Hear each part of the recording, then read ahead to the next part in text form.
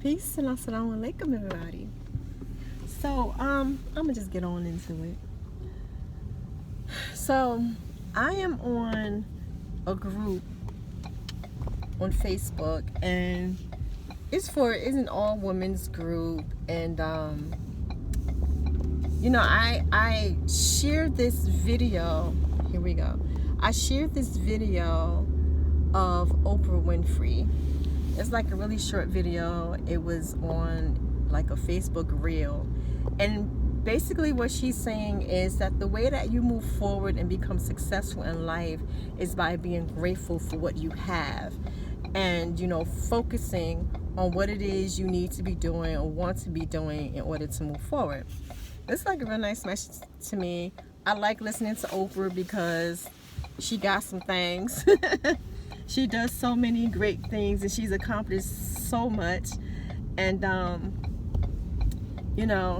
think you listen to the people who are successful, not like some joker on the block who telling you, this is what you need to be doing with the black mile or whatever.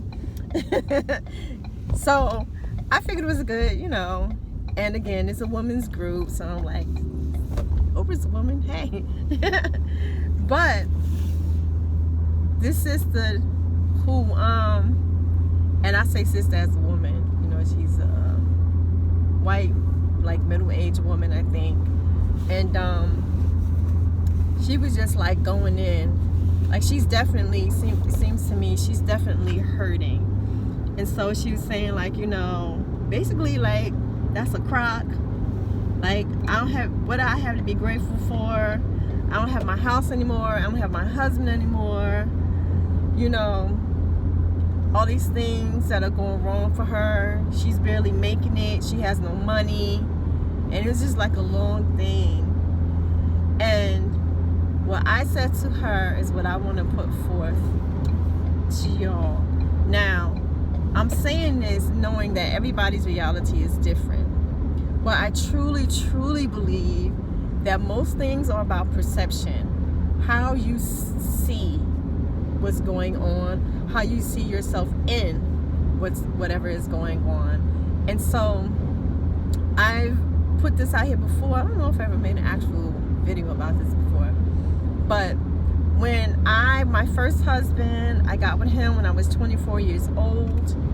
He was 19 years older than me, because I like the old men's. He was 19 years older than me, and we spent a long time together. I mean, I guess that's all relative, but I actually divorced him Islamically on our 13th year. It would have been our 13th year anniversary. So it was a little while. So from 24 to 37, those are like prime years, you know what I mean? And so that's when we were married for all that time. We had businesses together, and I get to that in a minute. We had businesses together. We had a home, vehicles, those kind of thing. Of course, we had children that we were raising together. Well, my children that we were raising together. I had 2 children with him and 2 before him. And it didn't work out. It just wasn't good for me. The relationship was never good for me, but I was really just trying to do what I thought was right, you know what I mean? And at a certain point, I didn't think I could do it on my own, because being in New Jersey is so expensive, and it's far more expensive now. The past 11 years that I've left, it's so expensive, and it's like where I'm from has become so gentrified that prices have skyrocketed even more for homes and things like that. But even back in 2010 when I left, it was expensive. So long before 2010, I got with him in 1997. I just quickly started telling myself, well, initially I stayed for the children, no doubt, but a great deal of that, and then all of that really became, I didn't believe that I could make it without him, like on my own, because Everything was in his name. He was in control of the money. And that ain't no Islamic type thing for all of y'all who may think like, well, that's, Muslim women are oppressed. That's nothing to do with Muslim women. That's some pimp shit that these dudes be on. I swear to God, when I started watching like the soft white underbelly and like these pimp documentaries and all that kind of stuff, I was like, y'all, I was being pimped. But it's just how cats get down. How, I'm not saying he's a pimp, and I'm certainly not a whore or anything, but that mentality is what is so common across the board, across ethnicities, races, religions. We women get caught up in that sort of thing, and then we become dependent on our men, which means now you got to start, he's like the sole controller type thing. And, we're just like existing so much of the time. And I just was not okay with simply existing. It's not really my personality. It's not who I am innately. I need to be doing things. I need to be, I need to feel like I'm accomplishing goals and growing and such. And I just didn't feel that way with him. It was not a partnership, is the bottom line. And so I had to leave. And it was so scary. Oh my God, I was so scared. But it got to the point where I had to simply put my faith in the Creator. I just gave it to Allah. But understanding, I couldn't just say like, God take the wheel type thing.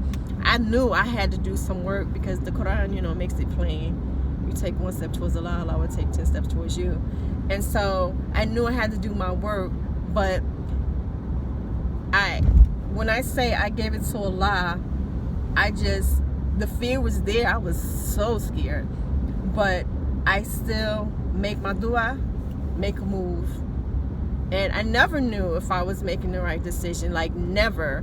But I've always been confident. Allah has always taken care of me. So I was able to do that. So when I left, so for like a whole year and a half, I was just stashing money, which is really scary to me because, not scary, but it was a lot of guilt because sometimes I had to lie to him. Like if I would do vending or something, I would say, he'd be like, oh, how would you do? I'd be like, oh, I ain't make no money. But I actually made like $250 or something like that. And I would just like stash it. And I felt really bad because I was lying. But I also felt like I was in survival mode. So it's like all is fair in love and war, right? And so that might sound real foul to some people, but that's legit how I felt. I felt like he viewed me as an enemy, and I had to protect myself. I was in defense mode. And so, like I said, it was really hurtful that, I needed to lie to him, but I had to make my money. And it was always really hard to get things from him. And so, I had to do what I had to do. So I would like do henna and things like that, like Mindy designs, and make a little money.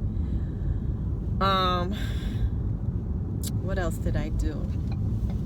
So yeah, I did that, and so I made like $2,000 over a year and a half, which is not a lot of money. And it was gone in like 2 weeks after I moved and everything. But I did it. Another thing that I did that was really, really hard for me, again, because I don't like being or feeling deceitful. I probably would have made a really good Catholic because they say that Catholics are really guilty about stuff all the time. So I got wind that they had opened the Section 8, like the wait list for Section 8 up in the town where my father and his wife lived. And so I went online, and you can, of course, wherever you're living, you can apply. So I called them, and it took it was so hard for me to do because, again, I saw it as being deceitful and everything, and I still wasn't sure. I knew I wanted to be out of my situation, but I was so scared still. And I'm like, that's being again, deceitful. I keep using that word, deceitful, to my husband and all that sort of thing. But I went on ahead and I called the Section 8 place and the public housing place, and she told me what to do, and I applied, and it didn't say anything to him, but I did keep telling him that I was leaving, and he didn't want to believe me. He was just like, yeah, no, you're not going anywhere. You think I'm gonna let you take my children and all this kind of stuff? And I was just like, oh my God, I was so nervous because I didn't know how it was going to go down, if he's going to try to like yank me up. I didn't know what was going to happen. So I would just keep praying and praying, asking Allah to, my prayers were to let everything go smoothly, because I didn't, again, know what he was going to try to do to me or anything like that. I didn't know if he was going to be funky about whatever. And I just prayed and prayed to Allah to let me be able to take care of my children financially and otherwise myself without having to ask anybody for anything. And so I got on the Section 8, the public housing list for Section 8, and wait, there are two things. There's subsidized housing and it wasn't Section 8. I got on for subsidized housing and Section 8. But what ended up coming through was the subsidized housing. So the lady told me that I will be put on the list, and I told her, like, well, I'm planning on moving up there to the town. And she said, well, when you come up here, you'll get pushed higher ahead, because I had children, and then I will be actually in the vicinity. I would be a local at that point. So I got on there, and I just had that in the pocket. I knew that was going on while I tried to do other things, make a little money here and there, whatever.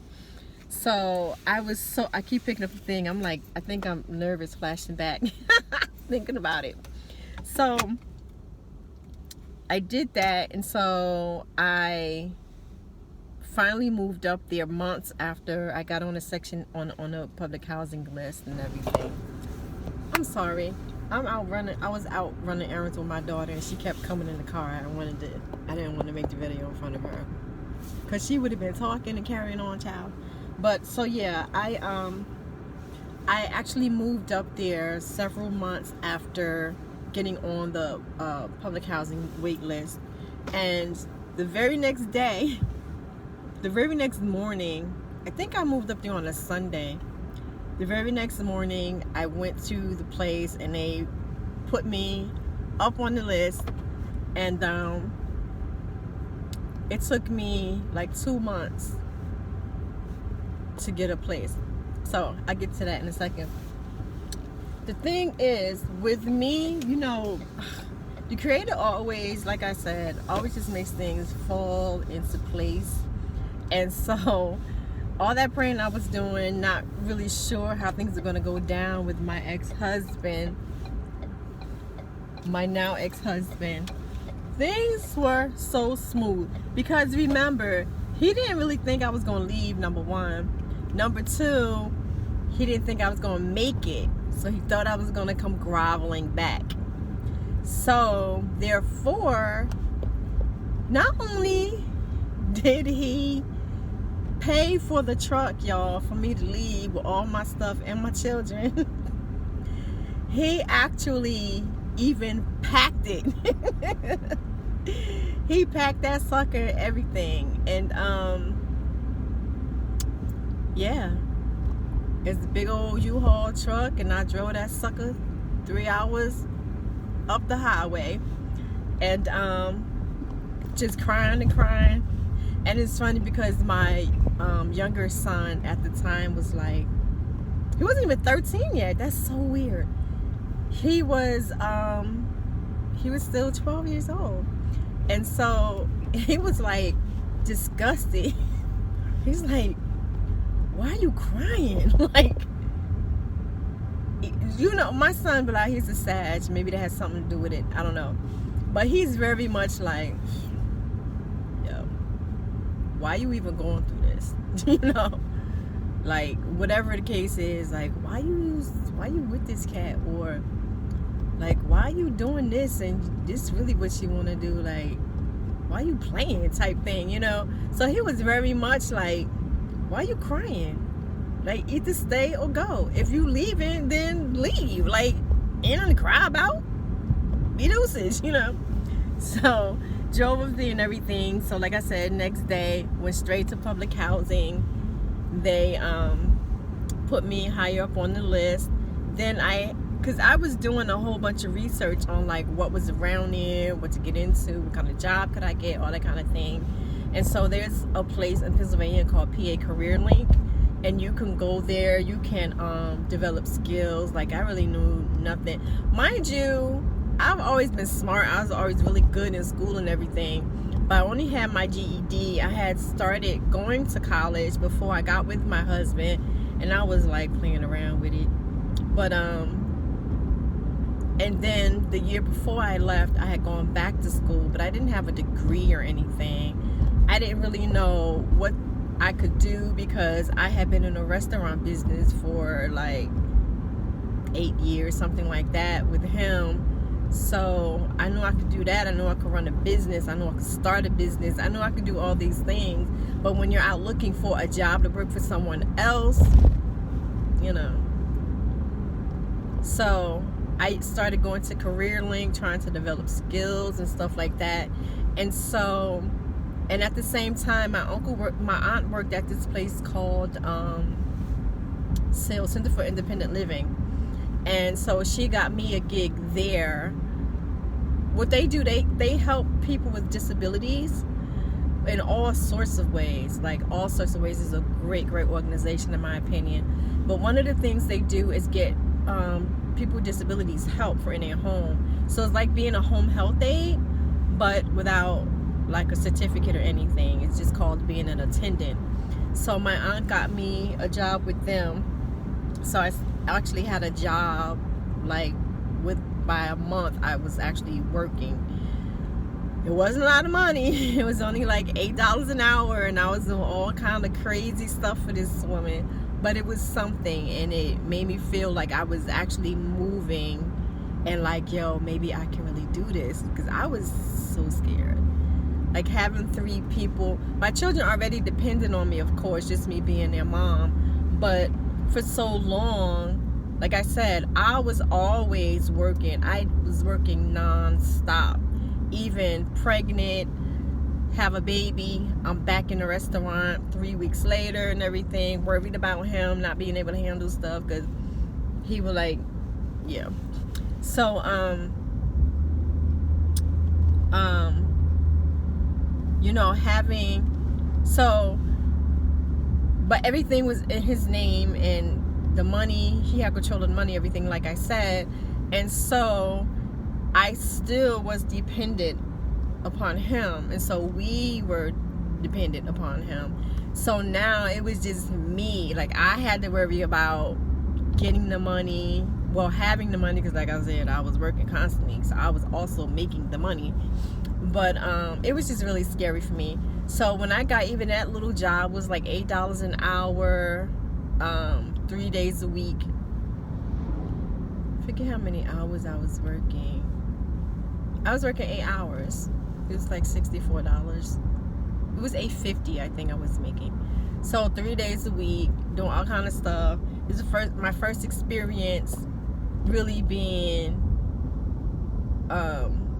in health like that. I had taken care of people like throughout my life, but it was just on a, you know, like family caregiver type thing.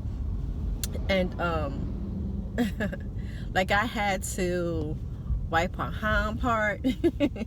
Of course, I went on to do that as a living for a while there, but I had to wipe her. She was obese, so she couldn't do things. Like, that was her disability. She was obese. She couldn't really breathe. She had oxygen and stuff like that. And every morning I had to cook some pork bacon for this lady. One time I had to like cook a whole Christmas ham, y'all. I had never I had never done anything like that in my life. But it was real for me. I had to feed my children. So even the Quran tells you, even if you're like if there's nothing else around for you to eat, you better eat you some pork. Or if that's the only thing you can eat, then it's not on you. So that's how I felt. This is the only way I can make some money right now. It ain't on me. I ain't sweating it like that. And truth be told, even if it was something sinful, I would have just taken that L for my children and repented. And then if I had to do some time in hellfire, then it's just what it is. But alhamdulillah, Allah being, you know, most gracious and merciful, I don't have to worry about that, inshallah. So yeah, I had that job, and then you know, I was going to CareerLink, and they also have like a database of places throughout Pennsylvania that are, you know, hiring. So you just put what you're looking for in there. And so I didn't really know what to do. I had known about home health aid work from being back home in Jersey, like over the years, and I knew a lot of women. Like when my mother was sick, we had home health aides come to the house to help out, and I knew a couple of people who did that sort of work. And with all due respect to them, like they didn't have any credentials, or they weren't like super intelligent or anything like that. So I was like, well, I'm sure I can do that kind of work too. So I asked them at CareerLink about how to get into, like, was there a home health aid agency that I could go to or something? And I remember the lady said something to the effect of, like, yeah, like you can be a home health aide, but you make more money as a CNA. And I was like, what's that? I'd never heard of that before. And so she explained to me what it was, and she said, you know, listen, she wrote down the number, whatever, for this agency called Watch. It's Watch, like WATCH is an acronym for something, I forget. But if you are in the North Central Pennsylvania area, please give them a call if you're interested in looking for a way to better yourself. This program is so dope, and Miss Gay Jenkins was my career coordinator. She's so fly. I keep forgetting to call her. I haven't spoken to her in a while, but this Watch program, the woman at CareerLink sent me to, and I'm getting emotional because it changed my life. And again, I know a lot of people don't believe in prayer. Child, I believe in prayer. I know it's real. I know it works. And because the Creator was just throwing stuff in my way that I would have never known about, even thought about. I really got into the health field quite by accident. And so, because I was going to school for early childhood education. And so that's another story I won't go into. But, so I contacted Watch and went and talked to her, Miss Gay Jenkins. And she told me about the program. When I tell you, I know some people who have gone to school to become CNAs, and they go to these programs that are like 6 months, 8 months. That's so crazy to me.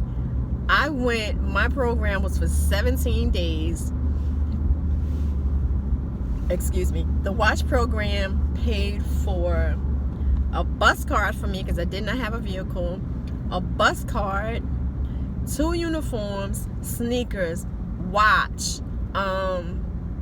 They pay for the program. So I went and did this 17-day program. You do like, I forget how many days of just, you know, theory, and then you do like a week or something hands-on in the nursing home. And back in the day when I had my very first job, I was 19 after I had my first child.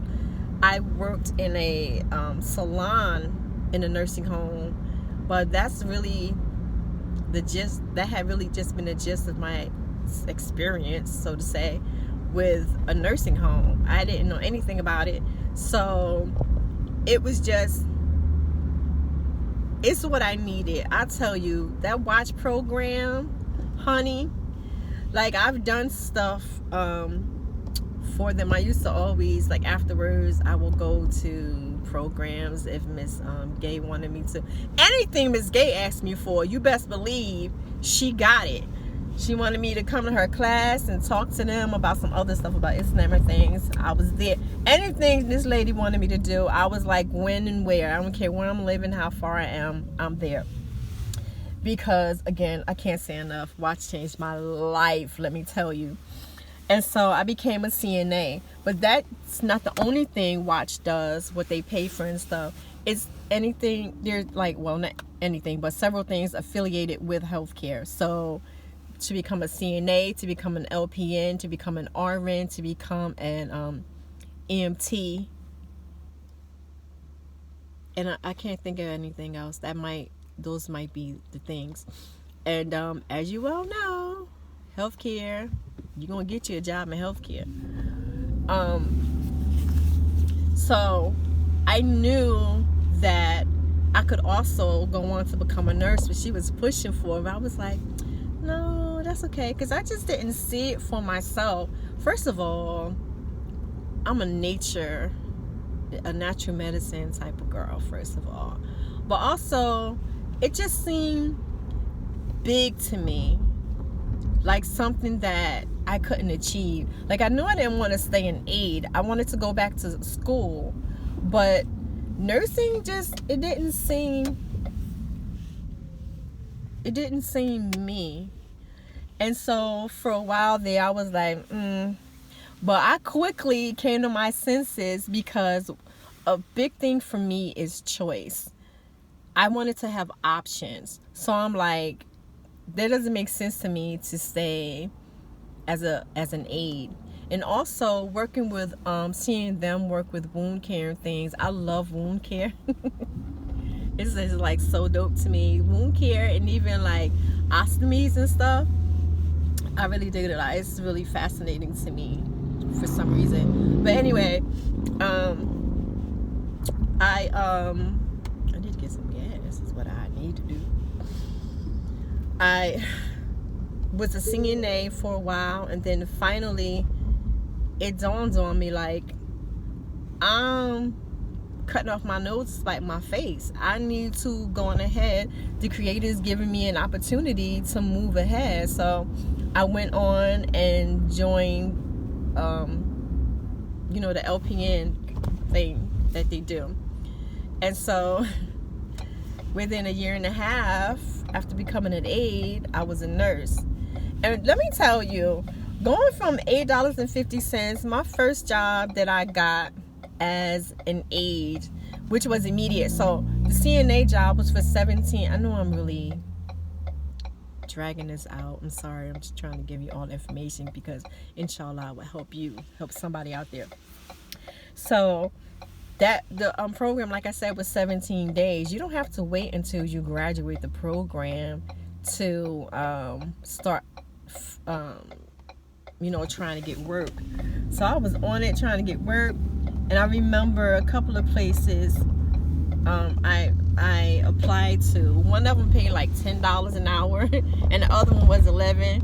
Girl, child, I got that $11 an hour. I was happy than a pig and pool. And I'm lost. Getting lost, I think. So I was so happy. So I came on. I was making $11 an hour. I went part-time because I didn't want to do no full-time. I like to have, again, options with my time. And so right after that, though, they got some sort of money. And so they gave everybody a raise. So then I went to $14 an hour. Boy, I thought I was rich. And then one of the things about part-time is what I dug too. I don't know, maybe they didn't have full-time available. I don't remember. But one of the things about being part-time, of course, you can pick up. So I was working all the time. I was bringing home like $900 paychecks every 2 weeks, which to me was amazing. Because now, of course, that meant that my subsidized apartment rent was going up. But what you gonna do? I actually know people who will not do better for themselves because they don't want to pay taxes, or they don't want to give up their Section 8 housing, or whatever the case is. That, to me, that's your thing, so be it. But to me, that is ridiculous. So I was just super happy. I was making $14 an hour. And then I started, going to nursing school. That was really scary too. Let me tell you, every single step I have made has been in fear and just not knowing. Confidence or whatever. Yeah, confidence comes after I start making moves, and I'm like, oh, it's working. That's when the confidence kick in. Like, oh, I actually made the right decision. Let me keep going with it. But before that, child, please, I'll be scareder than the mug. And so I went and did the year fast track to become an LPN because, alhamdulillah, I actually had credits because I had been going, to school, like I said. So I had some classes under my belt. So I was able to just knock out that year. It was hard. Man, nursing school, people say what they want to say about LPNs because they don't know what they're talking about. It's not really that much of a difference between RNs and LPNs. RNs just have more opportunity. But it depends on where you work in too. Like, I work in long-term care. Them hospital nurses ain't got nothing on us, let me tell you. And we have way more people that we have to take care of daily, per shift. So I ain't really trying to hear none of what they got to say. But anyway, the hardest thing I ever did in my life was nursing school. Oh my God. That's when let me know that a sister got something. That I ain't no punk. That I can actually accomplish things. And because, man, at that point I had a car. I was able to buy a used car. And I had to drive to school every day. It was like 45 minutes. And let me get some gas. Shoot, I can't get my thing. So, yeah. I went to nursing school. And,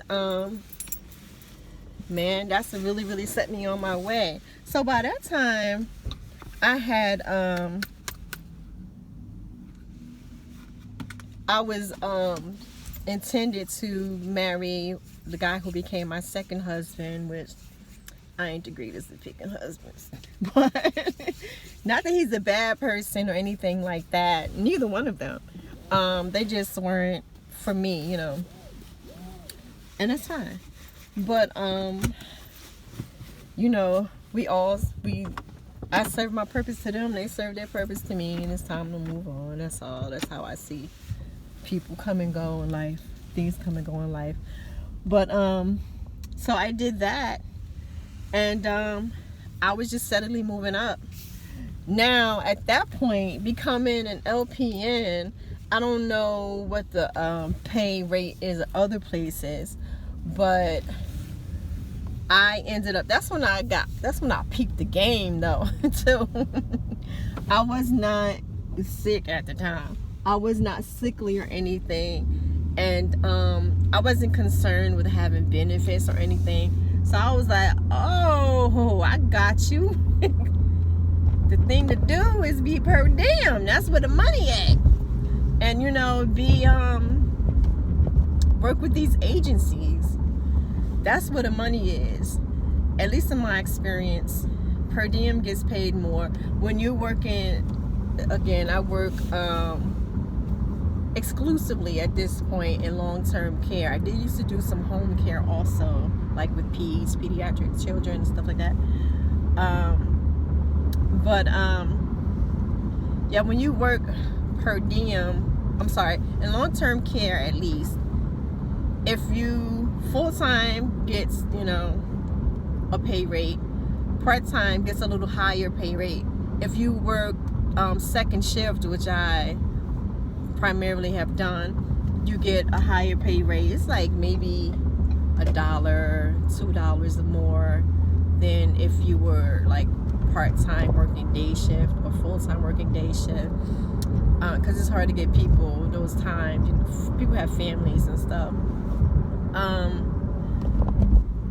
Where am I? and then per diem makes even more money. So I legit was making more as a new nurse than nurses who have been and RNs also, not just LPNs, nurses who have been doing it for like 20 plus years. You know, you have to be strategic if you can. And so alhamdulillah, I was able to do that. And so within 6 years of me leaving Jersey and everything, and it could have been quicker, but I am a procrastinator. I've said that many times. Within 6 years of leaving New Jersey, I was able to buy my first house. Well, my house. I don't have another house yet. Inshallah. So yeah, man. And so I went through all the way around the world, all up and down the mountain and back again, to say I put all this to the woman in my group, far more condensed, to say you don't have to live in that place. You do not have to live in that place. You know, Muslims, we talk about the qadr of Allah, which is like the power of Allah. People use it to say like, oh, such and such happened because that's what Allah wanted to happen. Allah gives us will, period. We have will. That means that we have the ability to change things. Yes, Allah knows what's going to happen, but it doesn't mean we have no rat in this race. You know what I mean? It's not like you can't just sit back. If that's the case, again, what I mentioned earlier, when the Quran says you take one step towards Allah, Allah will take 10 steps towards you. Or, you know, it says like Allah only doesn't help a people until they try to help themselves. You can't just sit back. And, you know, the Bible says stuff pertaining to the same thing, like, you know, having the faith of a mustard seed, you can move mountains and all that. Listen, your fate is in your hand. I'm a firm believer in that. I don't have traditional Islamic thinking where it's just like, oh, well, I fell down the stairs because Allah wanted me to fall. No, you fell down the stairs because you ain't got them shoes tied, you know? Or, you know, blaming it on a shayateen or something like that. It's up to you. You can make moves. If you ask, you shall receive. I do believe this. And so you're actually created to help you, and you're making moves. You're going to do this. Now, I'm not foolish. I know people who have been in far harder situations or more challenging situations than me, like being in physically abusive relationships and things like that, or they may have addictions and stuff like that. But I just really don't believe that. I believe as long as you're here on this earth, you always have a chance to make things better. But you have to, on some degree, believe you can do it, you know? Or at the very least, even if you think you can't do it, you're doing any damn way. Do it anyway. You know, there's so many people. One of the things that I've always, since I can remember, have been able to do is think of people who have done it before me, and I truly feed off their energy. I do. Even if we're talking about like ancestors, you know we have ancestors. We love our ancestors as much as we, you know, can, not knowing them personally. How on earth? Pennsylvania needs to be renamed the construction state, because this is ridiculous. Everywhere you go, there's some construction going on. Anyway, hold on a second. I gotta focus here for a second, y'all. And I don't know why I put on my blinker. So yeah, you can do it. There's nothing special about me, let me tell you. Not anything that's more special than the next person. You know, you just do it.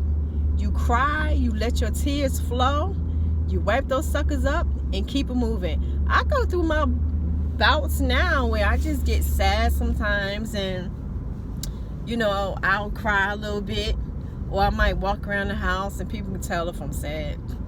Especially my daughter say when I'm sad, I start cleaning, and well, not cleaning, but changing stuff around. But I wear that for a little bit and I keep it moving. Like, you gotta shake that junk off. I don't know. I don't understand. And inshallah, and I'll never be in a position where I start to understand this. But it seems like a lot of people nowadays, and not in a critical, I'm not criticizing, but it seems a lot of people nowadays don't know how to shake it off. Just shake it off. Keep moving. Don't live in it. You can't live in it. I don't believe in quitting. I know, like, you hear Will Smith and them say stuff like, they're like, how'd you do it? How'd you get out of the ghetto? And he's like, it was simple. It was either do it or die. You know what I mean?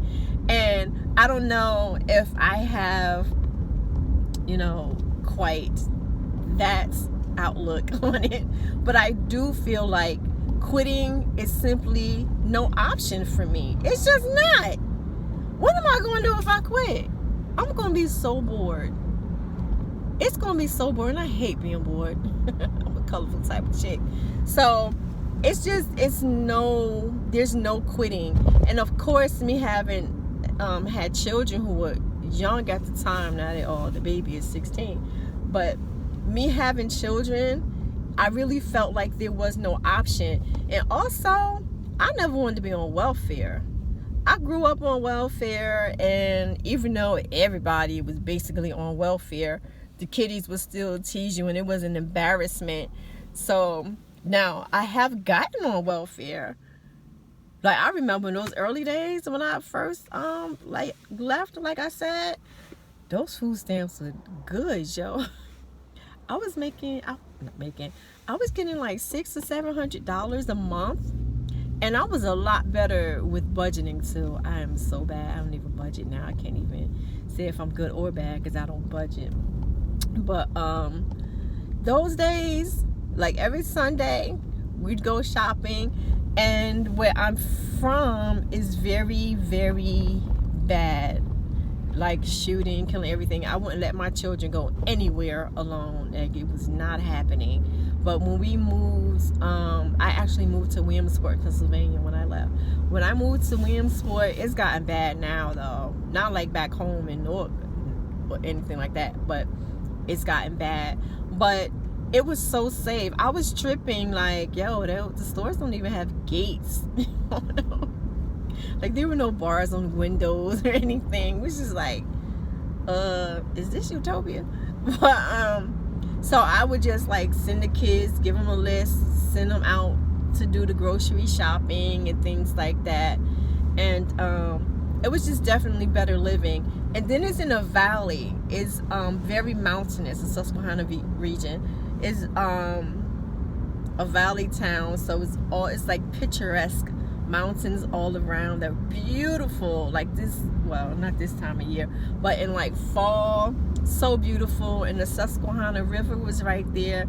It was just a wonderful place to be, so far as trying to recoup from trauma and believing that I could do better, because it's also like a residential community primarily. Like, they don't really have tall build, well, they may now, because they've been doing a lot of building and stuff like that, but it was vastly residential. So even like my subsidized housing, they call duplexes half doubles up there.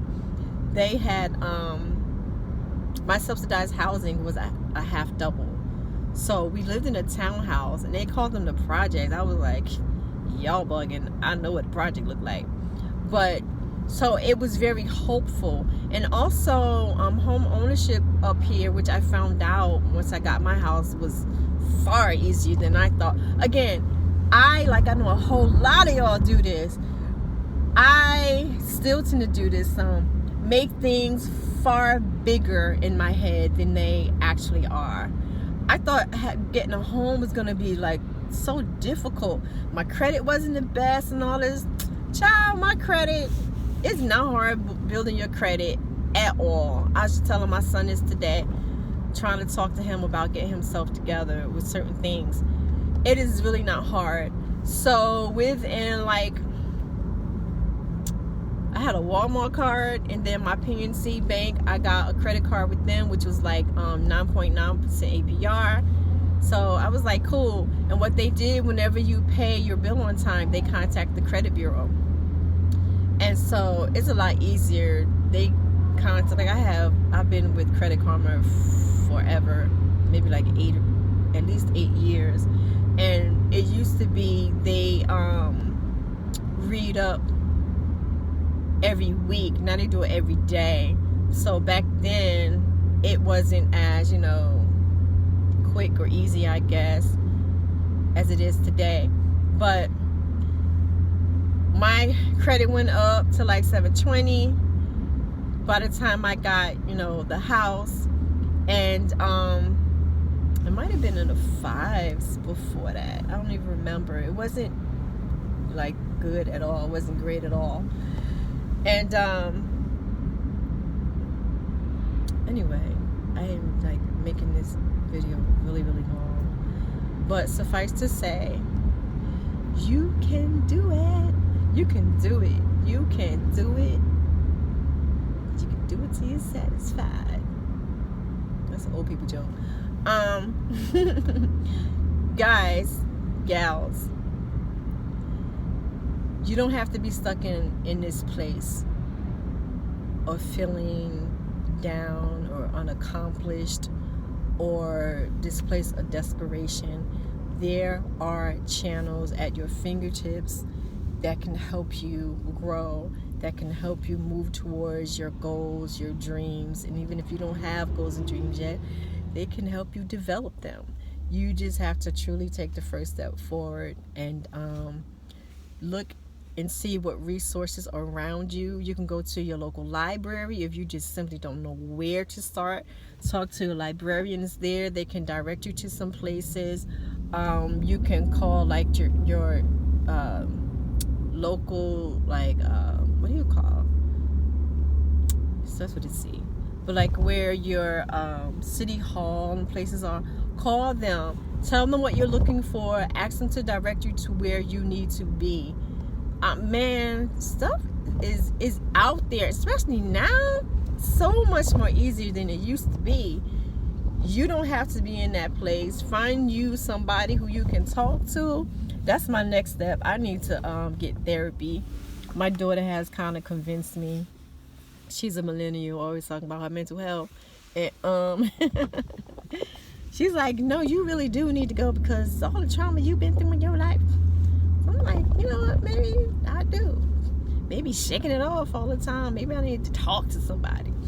But please go and just take me as an example and see what you can do for yourself. It's not that hard, and you'll be much better for it. And so will your descendants. We really need to we can do better. We can, and we can give better to our babies and grandbabies and great-great-great-grandbabies. So peace, y'all. I'm so sorry this was a long behind video, but I really wanted to get that out there to you and try to hopefully inspire or educate some people on some things. Peace, and I love you, and nothing you can do about it.